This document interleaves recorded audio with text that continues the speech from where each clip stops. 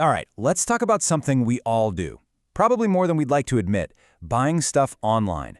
But what actually happens after you click that button? Let's follow the data and see where it really goes. So, you found the perfect thing. You add it to your cart, you click Buy Now, and poof, instant confirmation. It really does feel like magic, doesn't it? But what you've just done is kick off an incredible, high-speed journey for your data. Yeah, that one little click does so much more than just confirm your purchase. It's like the starting gun for your data's wild ride. So in this explainer, we're going to follow it every single step of the way. Okay, so first stop on this journey, data processing. The moment you click, the system has to understand your order information. But how exactly does it do that? This is the first really big question. Does the system handle your order the very second it comes in, or does it wait around, collect a whole bunch of orders, and then process them all together? This distinction is absolutely fundamental.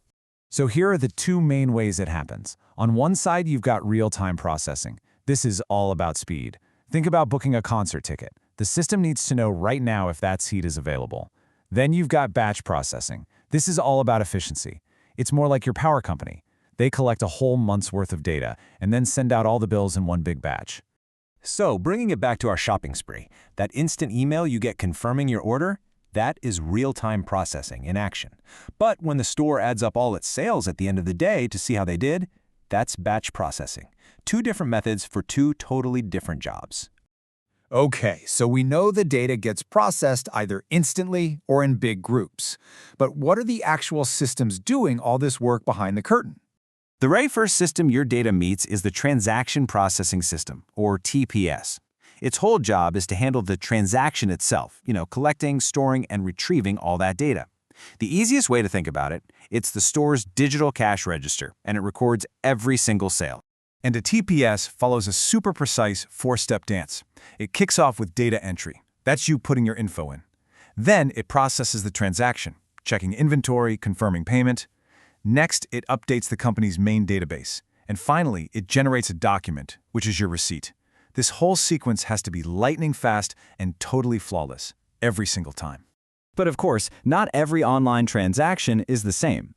It really matters who is doing the selling and who is doing the buying. You're probably most familiar with B2C, business to consumer. That's basically any big retailer's website. But then there's B2B, where businesses sell to other businesses, and C2C, where regular people sell to each other on platforms like eBay. Now, the relationships are different, but the core technology making it all happen is often surprisingly similar. A transaction isn't really complete until the payment actually goes through. So let's talk about the most important part. How does the money move around in this digital world? Well, this all happens thanks to electronic payment systems. These are basically the secure digital frameworks that handle all the money, making it possible for us to buy almost anything online without ever touching a physical dollar bill. And you're already an expert with the tools of this system, your credit and debit cards, direct bank transfers, and of course, e-wallets and mobile payment apps. They're all just different doors into these incredibly powerful electronic payment systems. Now, a huge player in all of this is the digitized middleman. Think about platforms like Amazon or eBay. Their most important job is to build trust. They connect millions of buyers and sellers who've never met and make sure their transactions are safe and sound, all for a small fee, of course. So, your order is processed and the payment has been made.